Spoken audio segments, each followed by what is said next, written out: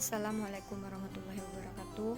Baiklah, di video kali ini saya akan menjelaskan tentang materi kelanjutan dari materi sebelumnya, yaitu tentang objek IPA dan pengamatannya. Baiklah, di video kali ini kita akan membahas tentang pengukuran. Kemarin udah dijelaskan apa itu arti pengukuran, kemudian besaran-besaran yang terdapat dalam fisika. Nah, kemarin udah sampai di besaran pokok. Sekarang kita lanjutkan ke besaran turunan. Besaran turunan ini adalah besaran yang diturunkan dari besaran pokok. Nah, biasanya besaran turunan ini untuk mengukur benda-benda yang bentuknya tidak beraturan. Nah, besaran turunan ini terdiri atas yaitu luas, volume, konsentrasi, kemudian laju pertumbuhan, frekuensi denyut nadi, dan produktivitas lahan pertanian. Seperti luas itu kan tidak punya aturan yang bentuk yang beraturan. Maka luas ini diperoleh dari pengukuran panjang dan lebar. Nah, panjang itu merupakan satuan dari besaran pokok, sehingga luas ini merupakan turunan dari besaran pokok. Kemudian, jika luas permukaan daun itu tidak memiliki bentuk yang rata kanan kirinya, maka itu diukur dengan menggunakan besaran turunan.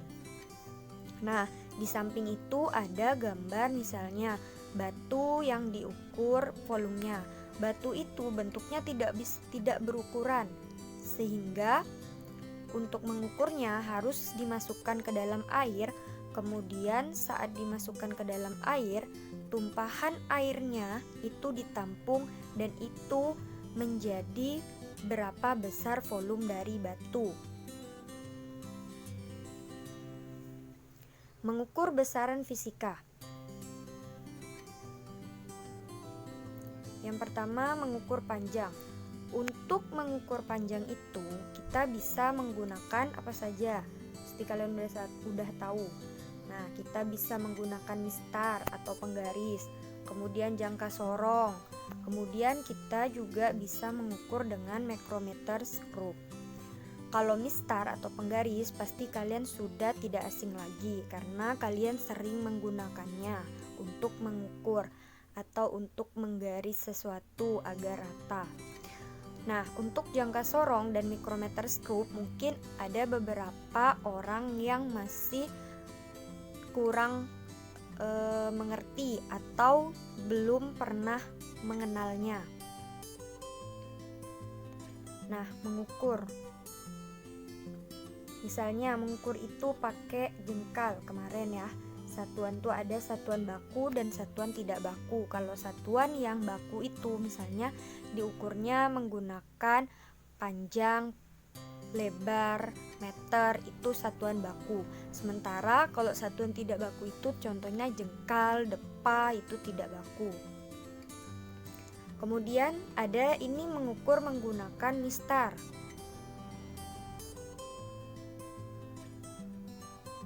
Kemudian ada yang mengukur massa menggunakan timbangan dan ada yang mengukur benda menggunakan timbangan. Jadi mengukur itu menentukan ukuran atau kapasitas suatu besaran dengan cara membandingkan dengan besaran tertentu yang sejenis yang digunakan sebagai satuan. Jadi untuk mengukur itu kita menentukan ukurannya, misalnya menggunakan besaran. Besarannya apa? Besaran tuh misalnya kayak besaran bisa diukur itu panjang. Nah, panjangnya berapa? Nah, mengukur panjangnya itu dengan membandingkan besaran tertentu yang sejenis. Misalnya, besarannya mengukur panjang itu menggunakan penggaris.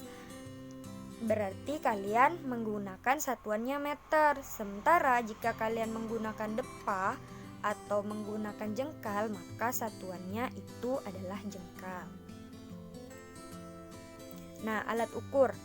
Yang pertama, alat ukur panjang. Tadi udah dijelasin kalau alat ukur panjang itu ada mistar, jangka sorong, dan micrometer scope. Yang pertama, mistar. Kalau mistar ini pasti kalian tidak asing, pasti kalian sering mengukur, kalian sering mempraktekkannya. Nah, sebenarnya posisi yang benar untuk kalian mengukur menggunakan mistar itu harus dilihat dari posisi atas. Jadi posisi mata dan penggaris itu harus sejajar. Sementara kalau kalian lihatnya dari samping kanan, samping kiri, itu keakuratannya atau ketelitiannya itu akan lebih kurang teliti gitu. Jadi kalau ngelihat dari atas itu ketelitiannya semakin tinggi gitu. Mistar ini mempunyai tingkat ketelitian 1 mm atau 0,1 cm. Itu ketelitiannya. Nah, yang kedua jangka sorong. Ini nih bentuk jangka sorong, pasti kalian jarang melihatnya.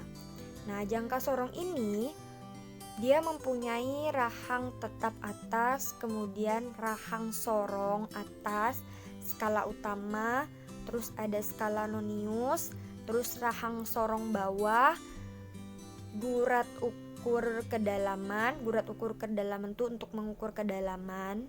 Kemudian ketelitiannya itu adalah 0,1 mm. Nah, bagaimana sih cara mengukur menggunakan jangka sorong? Nah, cara mengukur dengan jangka sorong itu adalah meletakkan benda pada dua rahang yang ada di bagian bawah. Di bagian bawah skala utama, kemudian bersampingan dengan skala nonius. Nih, tadi skala noniusnya dilihat bagaimana, terus rahang bawah sama rahang tetap. Nah, rahang bawah itu yang bisa digeser-geser menyesuaikan dengan ukuran benda. Kemudian letakkan di situ, sesuaikan ukuran bendanya. Antara rahang tetap dan rahang bawah harus kuat, tidak boleh ada celah. Nah, kemudian baru melihat skala utama. Nah, kalau di sini terlihat skala utamanya itu adalah 4,2. Artinya skala nonius nolnya itu berada di angka kedua, angka 4,2 dari skala utama. Kemudian kalau melihat skala nonius itu dalam pengukuran jangka sorong ini, kita harus melihat skala nonius yang berhimpitan dengan skala utama atau yang segaris. Jadi kita lihat yang emang benar-benar segaris. Nah, kalau kita melihat di gambar ini sebenarnya itu kurang lebih saja beberapa garis yang hampir segaris. Padahal yang sangat berhimpitan itu adalah skala nonius di 5 berhimpitan. Nah, tadi skala utamanya ada di 4,2. Jadi cara penghitungan untuk mengukur dengan jangka sorong itu, skala utamanya ada di 4,2 cm. Kemudian skala noniusnya 0,05 cm. Tadi nih saya ulang ya, skala utamanya itu didapatkan dari kita melihat di skala utama yang bergaris panjang itu angka 0 dari skala noniusnya ada di 4,2. Jadi pembacaannya yaitu tinggal ditambahkan skala utama dengan skala nonius. Nah, skala noniusnya itu kan adanya di 5 yang berhimpitan dengan skala utama. Nah, kalau 5 dari skala nonius itu artinya adalah 0,05. Maka 4,2 ditambah 0,05 sama dengan 4,25. Jadi kalau kamu menambahkan nilai koma itu, angka komanya harus sejajar. Jadi 4,2 jadi 0,05. Jadi 4 sama 0-nya yang sejajar dan komanya harus sejajar. Kemudian yang terakhir yaitu micrometer screw. Nah, micrometer screw ini juga pasti asing kalian lihat. Di micrometer screw ini ada yang namanya landasan, kemudian ada yang namanya skrup, terus lengan mikrometer, terus timbal, terus roda gerigi. Nah, nantinya yang akan kalian ukur itu akan kalian letakkan di antara landasan dan skrup. Jadi nyimpannya di landasan, antara landasan dan skrup. Nah, mikrometer skrup ini ketelitiannya adalah 0,01 mm. Jadi sangat teliti. Mikrometer skrup sedangkan tadi jangka sorong itu hanya 0,1 mm. Kemudian kalau mistar itu 0,1 cm atau 1 mm, maka mikrometer skrup itu ketelitiannya 0,01 mm. Jadi sangat teliti. Jadi semakin kecil nilai ketelitiannya itu, maka alat ukur tersebut semakin teliti atau semakin akurat.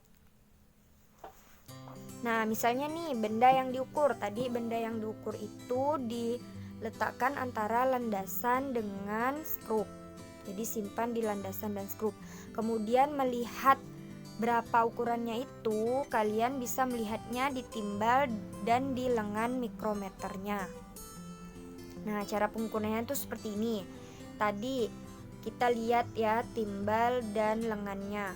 Itu di skala utamanya yang berhimpitan antara lengan dengan timbal itu ada di 3,5. Kemudian di skala noniusnya yang ada pada timbal itu adalah 0,12 yang juga berhimpitan dengan garis sejajar dari skala utamanya. Saya ulangi, kalau skala utama itu dilihat dari garis horizontal atau garis lurus pada. Jadi saya ulangi ya. Jadi kalau skala utama itu kita ngelihatnya dari ini. Dari yang berhimpitan garisnya nih. Itu adanya di 3,5 mm. Kemudian kalau skala nonius itu kita lihat dari garis yang ini. Nih garisnya ada di 10,12. Adanya di 0,12. Artinya di baris bawah ini adalah 0, kemudian ini 5, berarti 0,5, kemudian 0,10, terus di garis yang sejajar itu adalah 0,12. Dah, paham sampai di sini? Nah, kita lanjutkan. Jadi, untuk menghitungnya maka tadi skala utamanya 3,5 kemudian ditambah dengan skala nonius 0,12, maka hasilnya adalah 3,62. Lagi saya ulangi, pertambahan angka koma itu adalah komanya harus sejajar.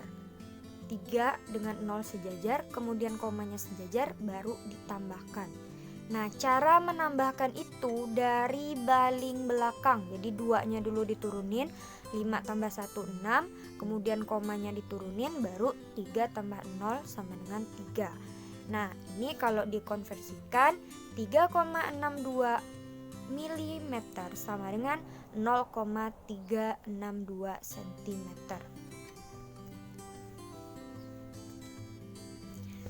Lanjut, mengukur massa. Kalau tadi mengukur panjang, sekarang mengukur massa.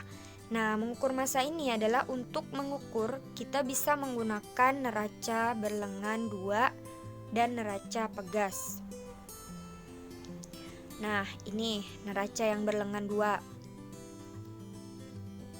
Itu bisa digunakan di satu sisinya itu adalah barang yang mau kita ukur massanya, kemudian di sebelah lainnya itu adalah besi pemberatnya. Kemudian ini neraca berlengan. Terus bisa juga dengan timbangan. Nah, ini alat ukur massa.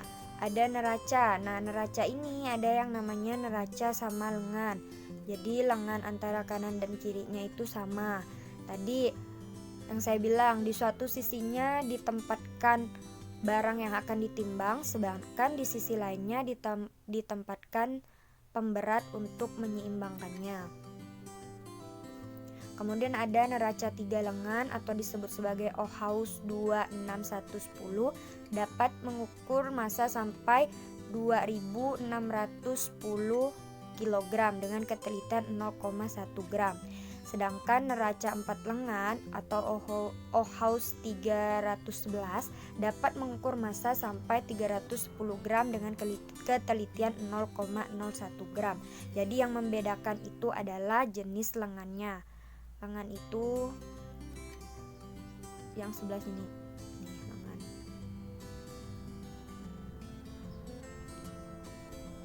Nah, kita lanjutin. Kalau mengukur menggunakan neraca lengan itu adalah dengan cara kalian melihat posisi anting. Anting itu adalah ini nih, anting nih. Nah, itu anting. Nah, melihat posisi antingnya itu, yang pertama lihat dari yang paling depan atau yang paling atas itu adanya di mana. Kalau di pengukuran yang ada di sini itu adanya di 5,5. Kemudian anting yang keduanya atau anting tengahnya itu ada di 20,0. Kemudian anting yang paling belakang atau anting yang paling besar itu ada di 200. Nah, karena yang di atas tadi pakai angka koma 5,5, maka yang di bawah juga menggunakan koma biar mudah untuk penghitungan.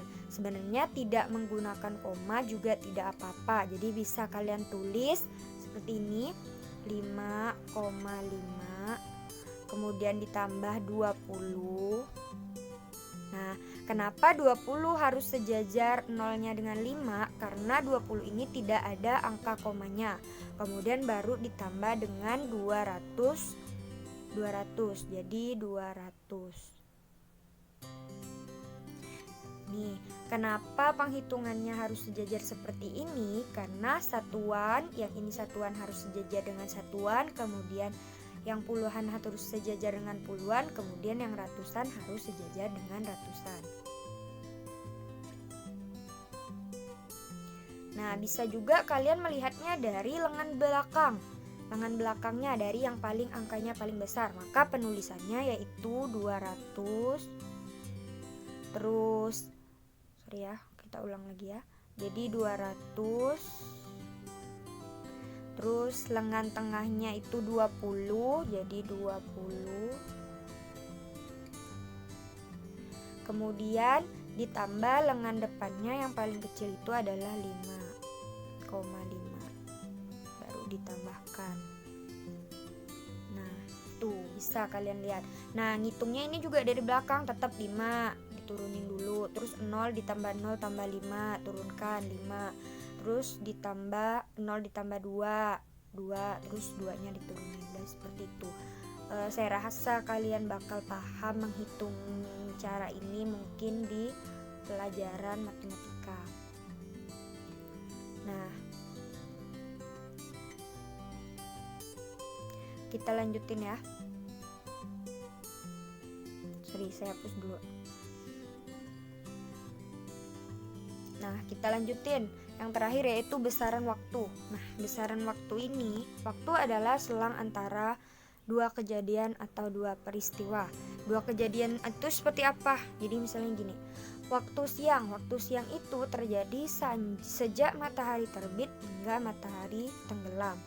Sementara kalau waktu hidup itu adanya sejak dilahirkan hingga meninggal. Jadi ada dua selang waktu.